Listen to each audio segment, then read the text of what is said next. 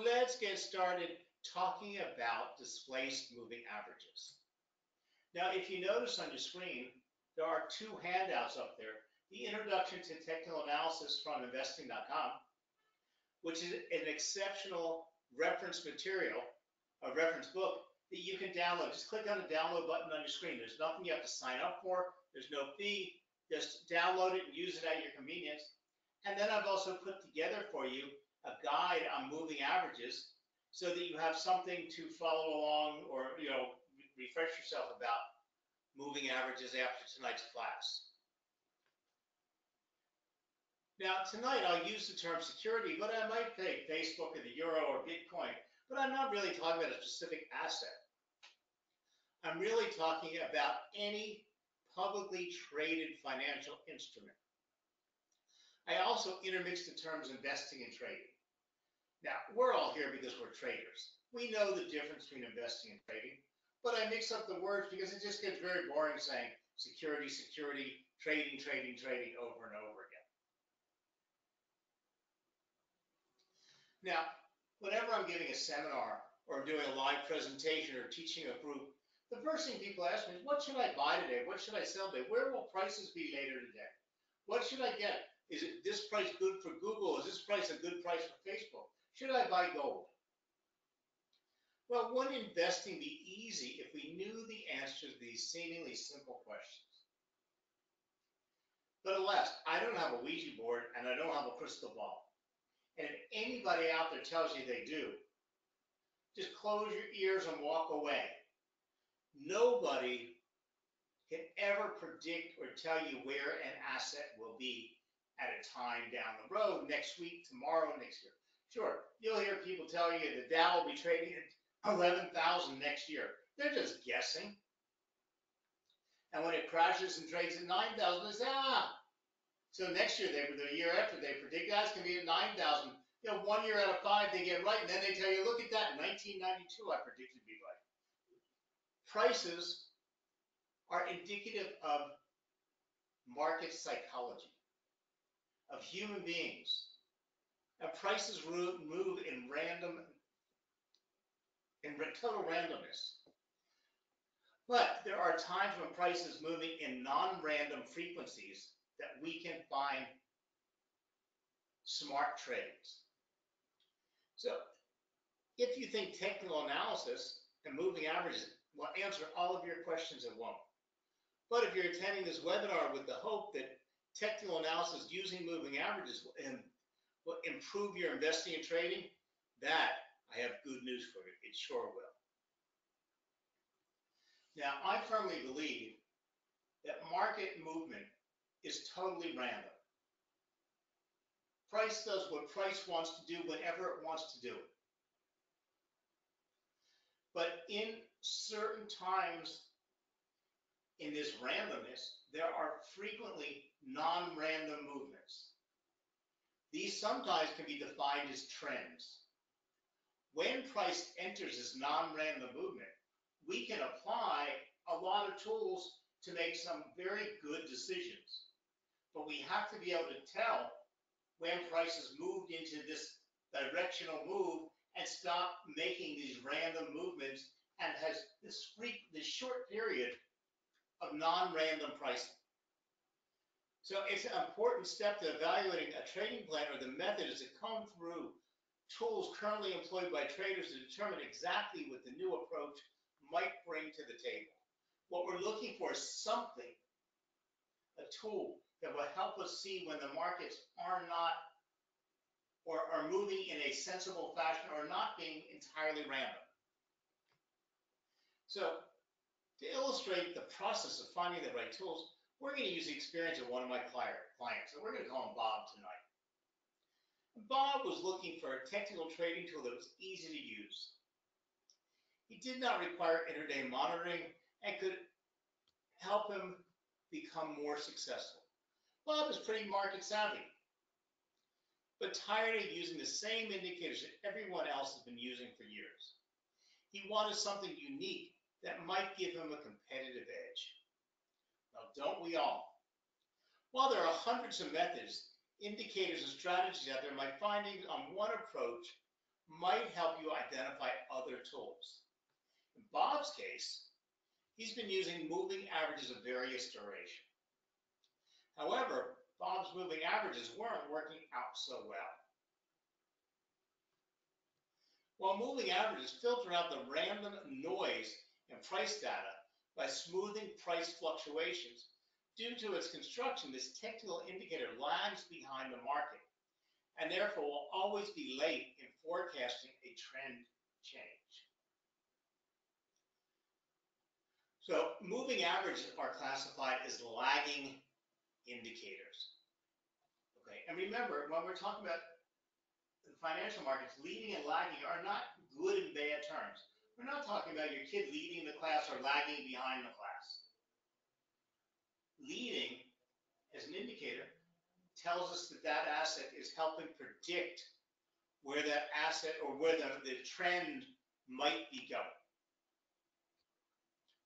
Lagging indicators tell you when the trend has actually changed. The momentum has changed. They're telling you right after, because they're using all indicators, all use the same numbers. They use a combination, the open, the high, the low, and the close, and volume, and then apply different mathematical calculations to it. Moving averages on the whole are lagging, because what are you doing? If you're using a 10-period moving average, you're taking the last 10 periods of trading, adding them together and dividing them by 10. But if you're using the close for the last period, you're already using something to happen. So it's lagging. So real fast, I'm going to share with you, and this is one of the first times I'm doing this. This is some new tools available in PowerPoint, where I'm actually can show you a presentation and talk to you while that presentation is running. And I've got a short presentation on moving averages, so you understand them, because before we just go on to displace moving averages, you have to understand the basics of moving averages. So hopefully this is going to work out with no problems. Last night was the first time I've ever used it in any class, and it went pretty well. So hopefully tonight it's going to go just as well. But bear with me, if the volume's too low, I'll turn it back up. But just bear with me and let's go along and watch this short little presentation. Is one of the most commonly used technical indicators. If you've spent even a little time looking at price charts, you will have noticed that most often the price of an instrument will move up and down. In fast-moving markets, you may find that the price may be surging up only to plummet momentarily. The moving average can help filter out the noise from random price movements and smooth it out in order to see the average value. Moving averages are used to identify trends and confirm reversals. When the price is above the moving average line, we consider the instrument to be in an uptrend. Conversely, if the price is below the moving average line, we consider it implies a trend reversal. Moving averages are also used to identify areas of support and resistance. Many traders will consider the moving average line as a support and resistance level indicator and base trades on it. So traders will check to see whether the price is going towards the moving average and see whether it will bounce back from it. This of an instrument will find support at the moving average line when the trend is up, and will find resistance at the moving average line when the trend is down. So moving averages will tell you whether an instrument is trending up, down, or if it's ranging. It can tell you if a trend is still in motion and whether it is reversing based on prices, and is known as a lagging indicator. Therefore, it will not warn you in advance, but it will confirm when a trend change has taken place. At the most basic level, when the price crosses up and over the moving average, traders take this as a signal to buy. When it crosses down under the moving average line, they consider it a signal to sell. Let's take a look at the types of moving averages. There are three main types: simple, weighted, and exponential. We will discuss the simple moving average, or SMA, first, and show you how it's calculated so that you can adjust it according to the given market circumstance. So if you wanted to plot a 10-day simple moving average, you would add the closing prices of the last 10 days and divide by 10. This calculation. So that's a seemingly simple calculation. Okay. So to get a basic moving average, we would simply take, if we're using a 15-minute chart, the last 10 candles close for each 15 minutes, and we'd be covering 150 minutes of trading. We take each one of those closes and divide it by 10. And that would be the most current moving average. Now, I will qualify that statement because today with our advanced charts and our computerized charts, we're given too many options. Most charts, whether you're using Alvexo's charts or you're using TradingView's chart, will give you too many choices. So now when you go to want to chart a moving average, instead of just doing it by the close, it's going to give you a choice of the open, the high, the low. It's going to give you, some of them give you a choice of the open and the close divided by 2. It all gets too complex, too many little things offering you too many things that we just as traders, we have too many choices. So the standard moving average is always done with the close of that trading period. Station gives equal weight to each day. It's called the moving average as the oldest price is dropped each time a new period becomes available. In this way, ensuring that the average is based only on the last X number of periods, in our example for the last 10 days. Have in mind that the average is to react to the most recent price movement. And this brings us to its downside. As equal weight is given to all periods considered in the calculation, the simple moving average is slower to respond to rapid price changes that might prove to be important. So how can you counter this?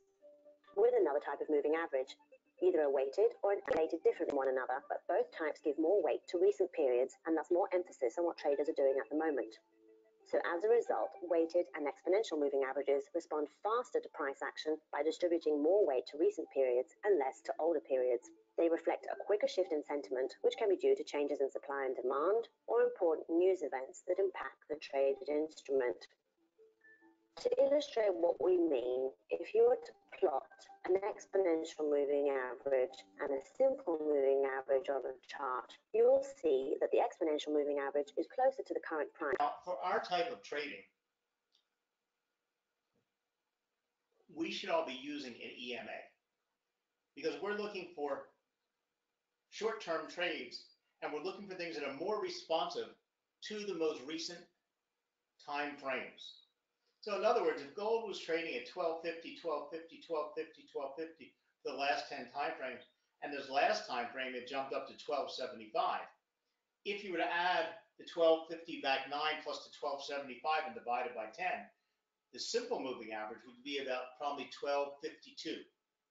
The weighted moving average, which gives a lot more weight to the most recent price movement, would most likely be about 1260, giving it something a lot more responsive. And I'll show you that in a little bit more detail. I'm going to show you how we calculate an EMA, although you'll never have to calculate it. You just click on exponential moving average on your indicator and it gives it to you that way. But you should know how it gives the weight to the most recent time frame. But for us, we should be using EMAs, even indicators like Bollinger Bands or MACD. You can use them with EMAs instead of SMAs. And you'll find that MACD is based on 4 different moving averages. And when you use an EMA as opposed to an SMA to do them, that they're a lot more accurate. Bollinger Bands is based on a 20-day or 20-period moving average and then a standard deviation above and beyond. Using the center line as a 20-period EMA will get it a lot more responsive and will start cutting out some of that lag time. So keep that in mind. Apart from the type of moving average, you also have to decide on the time period. This will largely depend on the type of trend you are analyzing. Here are some guidelines for commonly used time periods: 10 to 20 for short-term trends, 50 for mid-term, and 200 should you use moving averages. Deciding which moving average to use and the time period will depend largely on your objective. Use exponential moving averages for shorter time frames, or if you're analyzing a fast-moving market, as you'd have more emphasis on the latest prices. Use simple moving averages if you are planning on holding a position for a longer period of time as the exponential moving average might be 2 cents. For our type of trading, we would want to stay with EMAs. Okay. And then there's also a similar to EMA is a weighted moving average, but they're not as popular anymore. And then we also have volume weighted moving averages, which don't work for us in CFD You trading should at also all. use simple moving averages if you'd just like to filter out the noise from random price fluctuations to determine the overall market direction. Thank you for watching this tutorial on. So let's talk about the different. Oh, I'm sorry, let me get up to the screen. To identify the trend. Okay. So an EMA is calculated. Well, actually, let's go to a live chart. We'll actually take a look at this. So let me pop up a live chart on the screen. So right now we're going to be looking at the Euro US dollar live chart, and this is a 30-minute chart. What you see on the screen is an EMA, a 12-period EMA. Let's change it back to a 10-period EMA.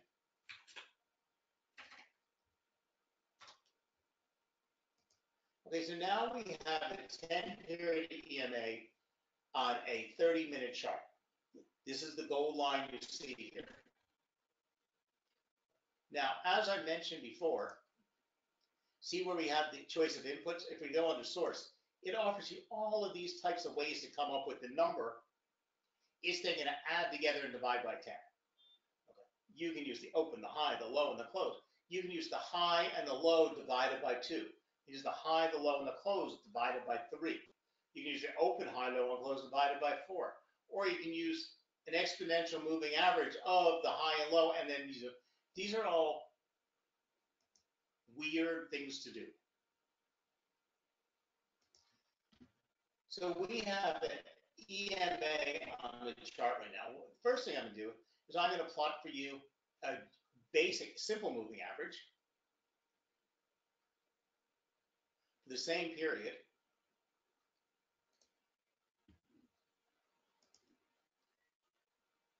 So we're going to change this to a 10-period moving average. And we're going to make this one, let's make it dark blue. Make it thick so you can see it easy. So now what we have is the dark blue is a simple moving average of the price movement of the 30, the Euro US dollar. Just going to make this a little bit thicker so you can see it better. And then we have the gold line, which is the exponential moving average. So if you notice, the SMA, the simple moving average, the blue line, is still much higher even though the price fell because it hasn't responded to that entire fall. So the SMA is now too high. It's not responding to the decline that we had in price. But the EMA has dropped in response to the market falling. So the EMA is more attuned to the market movements. But again, it's lagging because you see it has calculated everything based on this last time frame because the current candle hasn't finished yet because this time frame is still ongoing. So it can't calculate the next period because the next period hasn't ended yet. So right now, we could be 22 minutes late because the last period ended at 1900, and so we're using a 30-minute candle. So that new period won't close until 1930, and so therefore we don't have that data. So this is why it's lagging. Let me get this moving here. So we have the SMA and the EMA. The reason we're discussing these is because displaced moving averages do not change any of the calculations you're using. This is what's so unique about displaced moving averages. what it's doing is displacing where it's appearing on the screen or on the chart. So displacing a moving average is the practice of shifting it forward in time. This turns the moving average into a leading indicator, as it is now predicting where the price will be in the future, rather than telling you where it has been in the past. So we can call this displaced, or sometimes it's just what we call an offset. For example, if the moving average is displaced forward in time by 5 periods, you will believe that the trend is going to hold relatively steady. Then you have a visual marker of where the price will be if you're correct. This can be helpful in timing entries and picking where to take profits. So a displaced moving average is the same calculation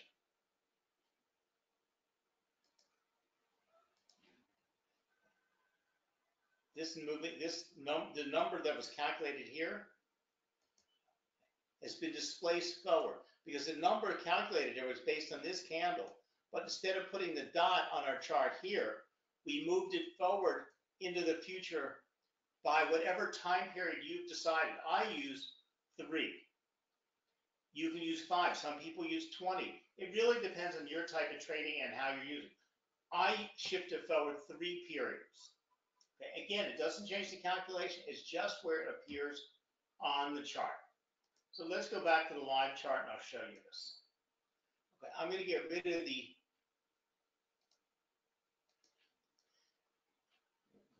marker needs to turn off. I'm going to get rid of the moving average, and I'm going to leave it on the chart. All we have on the chart right now is this 10 period EMA using the close, the gold line. So I'm going to put another exponential moving average onto this chart.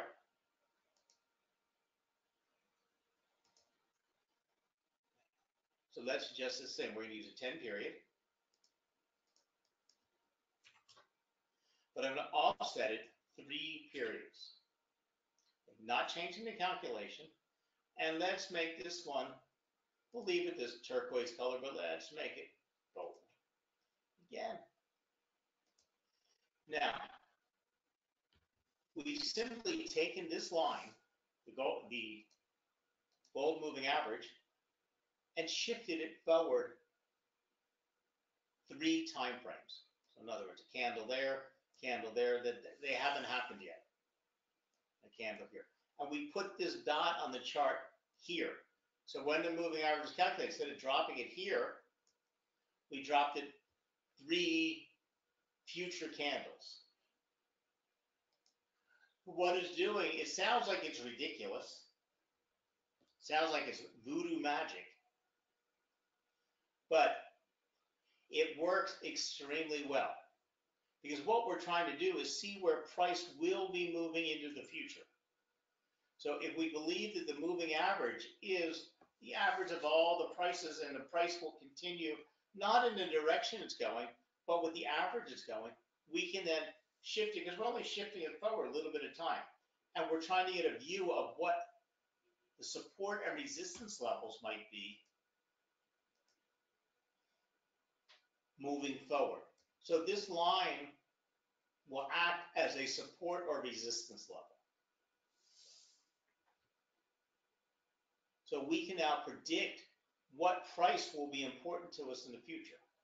We can also combine this with one of the more popular strategies of trading moving averages, which is a moving average crossover strategy. So if we were to take a 10 period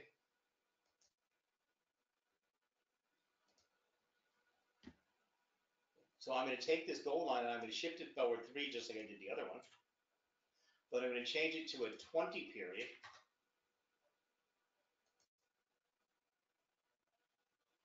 And in this case, we're using what's called a moving average crossover strategy.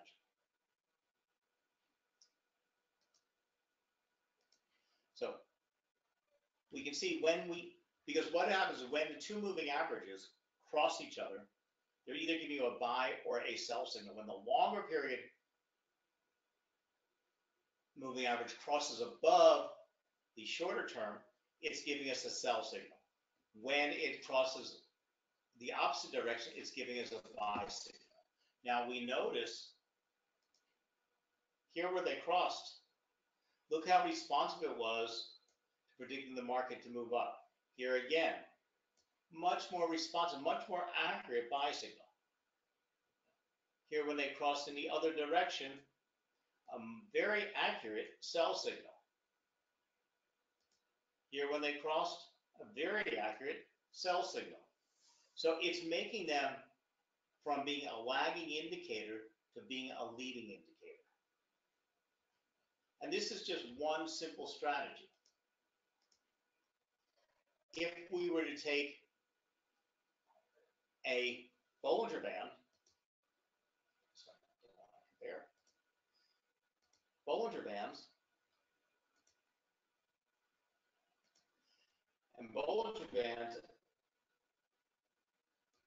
as I explained, is based on a 20 period moving average, the center line, and it's 2 standard deviations above and below. If we were to take the 20 period and displace it 3 periods forward, it shifts everything because it also makes the calculated standard deviation, but it gives us a lot more accuracy in our market predictions and responses. Because in a Bollinger Bands, what we're doing is we're looking for the bands to be, we're looking for the relationship between the upper and lower band, but the crossover is when price crosses the moving average, it either gives you a buy or sell signal. So by using the displaced moving average, look how accurate. When price fell, it did not break the moving average using the offset, and price then shifted into an uptrend. And that's what's saying is here you would have thought about selling. Okay. And if it had crossed this moving average without shifting it forward, you would have been looking for a sell position. But because by using it displaced, it was leading the market, didn't break through it, and you ended up not going into a sell scenario or holding on to whatever asset, you capitalized on that movement. So using displaced moving average, it's a new interpretation now that we have all these advanced computer systems of using an old strategy, but by giving it to everybody that you can shift it, it's moving this indicator to a leading indicator that's got a whole bunch of new things happening.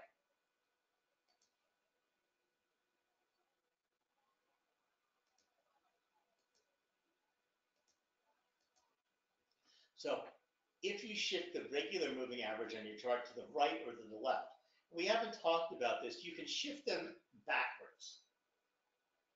Okay. And you use a negative number and it puts it on the chart farther back.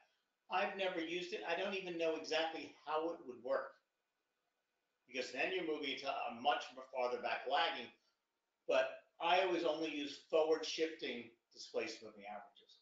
So many trading strategies displaced moving averages as an improvement over a regular moving average. When this is done, the lag is evident on a chart as the market trends higher, for instance, and the moving average trails below the actual daily prices. Similarly, when a market reverses abruptly and starts to trend lower, the moving average lags above the actual price and briefly may even continue to increase even in a declining market. And that's when you use the negative offset.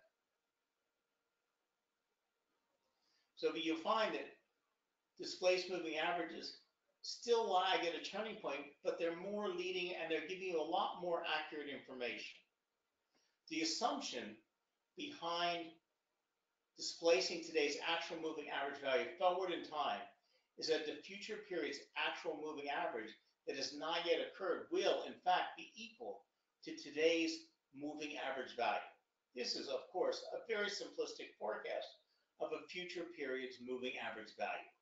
However, it is a forecast, not just a linear extrapolation from the past price data such as you achieve by extending a support or resistance line forward. In other words, when you just draw a support and resistance line on a chart, it's straightforward, it's a straight line. This is moving up and down, so it's helping you give a better understanding of where the support and resistance levels go. Or if you use a red light, green light filter, meaning you only would consider a buy scenario if the moving average is above, the price is above the moving average, this will give you a better interpretation. And if you use a red, you only consider a buy position when price is below. So it all depends on what type of strategies you're using. More research and testing for this substitute approach needs to be done before a recommendation can be made. When the predicted moving average for the future date is greater than today's actual moving average, the market can be expected to move higher throughout that time. Conversely, when the predicted moving average is less than today's actual moving average, the market is expected to move lower. The difference between the two moving averages measures the strength of the expected move. For example, a predicted 10-period moving average for 4 days from today is compared to today's actual moving average. If the predicted average is greater than today's actual, in other words, you're taking the predicted, which is the displaced, and the actual for today, the market would be expected to go up. When the difference reaches a maximum positive number and starts to shrink, this is an early indication that the bullish trend is starting to lose strength and that the market is about to top out and turn soon. Then, if the predicted average does cross the actual moving average from above to below, and this is using a combination of a 10-period moving average and a 10-period displaced moving average, and using them as your crossovers. So, depending on the individual trader's risk tolerance as well as his trading style and objectives, he might tighten the stops and close out a trade once the difference narrows even slightly. Predicted moving averages clearly lead twists and turns in the actual 10-period moving average. More aggressive traders might even reverse positions prior to the crossover actually occurring. While it is similar in many ways to the typical moving average crossover method that we are all familiar with, by forecasting the moving averages, my friend Bob Mendelsohn, has found a way to overcome their lag and effectively transform this popular technical indicator from a trend lagging into a trend leading indicator. You can use the same technology that allows moving average forecasts. This approach can help predict the next day's highs and lows of the market. Okay, so none of it changes the way you would use moving averages. Just simply, you're converting it into you're being offered new choices and new, more modern tools.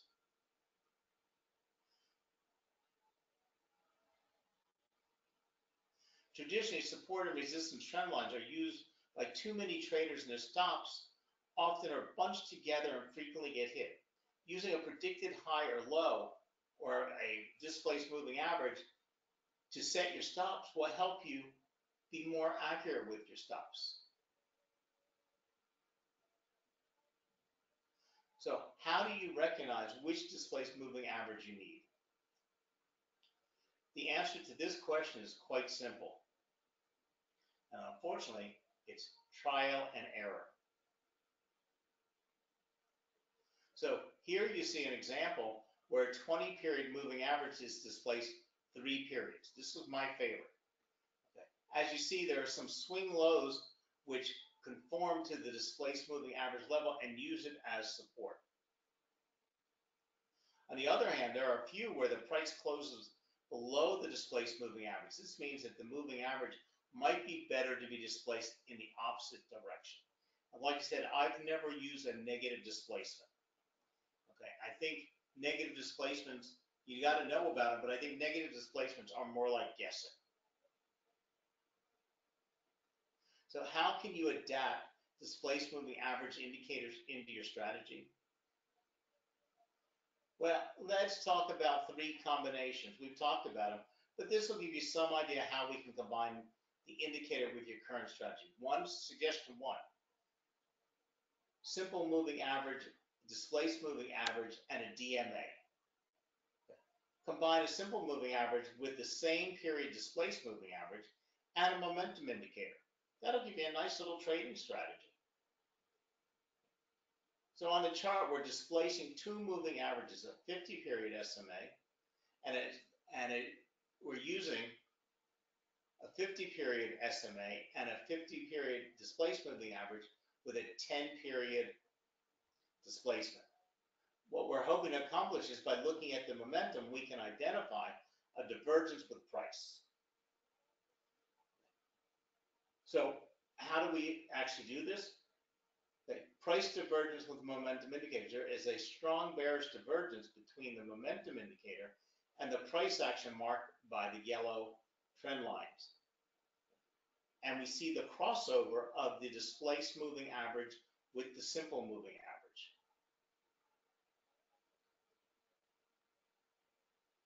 Suggestion 2 is combining a positive and a negative displaced moving average. Like I said, this is one of the popular suggestions. I don't use a negative displacement value. Okay. But here they're talking about using maybe a 3-period forward and a 3-period negative for your crossover.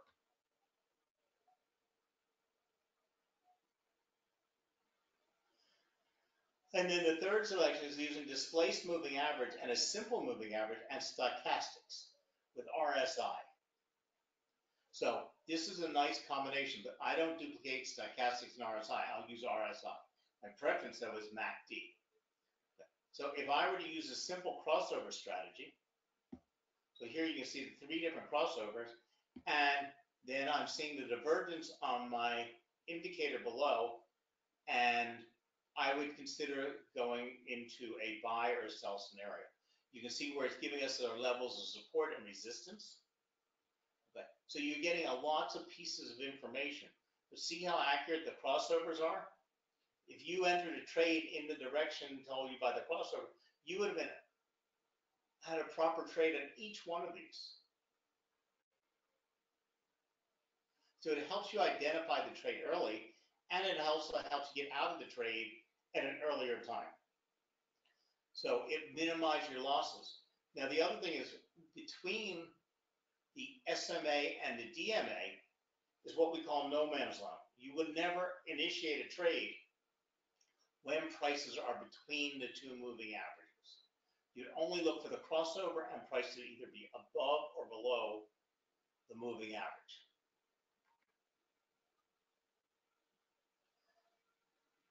So our use of displaced moving averages as part of a trading strategy has a few uses. It can give us our bias in regards to the direction we want to take a trade. It can be used as a trigger into a trade in the direction of our bias, and it can be used as a setup indicator. You have to admit that something so simple as a moving average can have a wide range of uses. And all we're doing is modernizing it and taking advantage of more computer techniques. So my friend Bob was able to adjust his trading and fix his filters, and he used a 6-period moving average with a displacement of 4. We can get a lot of information to form the basis of the trading strategy by looking at the price charts and looking for trading bias. So if you're using a moving average, it's displacing it. You can check it over and over. You don't have to just start making radical moves.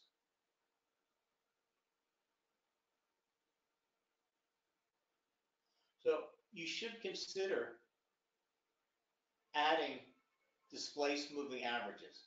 So are displaced moving averages a good trading strategy? This is a simple trading strategy, especially if you're a swing trader in markets like Forex. It has a clear-cut entry and trend signals, which many traders have problems with. I think the displaced moving average in different time frames can work quite well. Trading signals are generated when the DMA and the MA crossover. We talked about the crossovers. And they give you distinct buy and sell signals.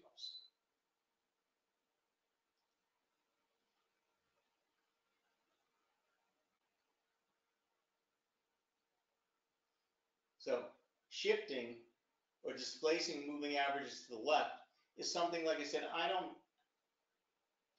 It's available. I don't have any experience at it, so it's hard for me to teach you what to do. So displacing a moving average to the left removes the value of its moving average for real-time analysis. However, shifting the moving average to the left by half of its look-back period actually centers the moving average and is useful for cycle analysis. But we don't really use cycle analysis for short-term trading. Now, displaced moving averages in different directions have distinct implications. Displacing the moving average to the right introduces more lag, and displacing it to the left adds in cycle analysis. Although the basis of a displaced moving average is a simple trading indicator, it is important to understand the implications of shifting moving averages before we use them in our trading strategies. The displaced moving average is a great way to adjust a regular simple average to fit a trend line. It is the same function as a regular simple moving average to determine support and resistance. So you're not changing anything you do except changing the indicator. But trial and error is the way to discover the right displaced moving average for your type trading. So displaced moving average can be combined with other trading instruments to clarify signals for the market. Okay. So you can use these with simple moving average, momentum indicators, relative to RSI, stochastics, MACD, chart patterns, candlesticks, and recent levels. But incorporating displaced moving averages into your indicator calculations like Bollinger Bands or MACD will improve those indicators also. The DMA does all the things a normal moving average does, but in some cases, it may do it better because it's better tailored to the asset being traded. In general, the DMA helps determine trend direction. When the price is above the MA, it helps indicate an uptrend, or at least that the price is above the average. When the price is below the MA, the price is below the average, which is a signal of a downtrend. So how the MA is displaced can aid in providing better reversal signals. A moving average can help identify support and resistance level. The same concept applies to downtrends or untrends. The displaced moving average is adjusted to align with the pullback highs during a downtrend. And MA is the average price of an asset over a period of time. It does not inherently have any predicted calculation factored into it. Therefore, any MA, including a displaced one, won't always provide reliable information for trend reversals or support and resistance levels. So you need to use trial and error. So on that note, I'm going to say good night to everybody. Thank you very much.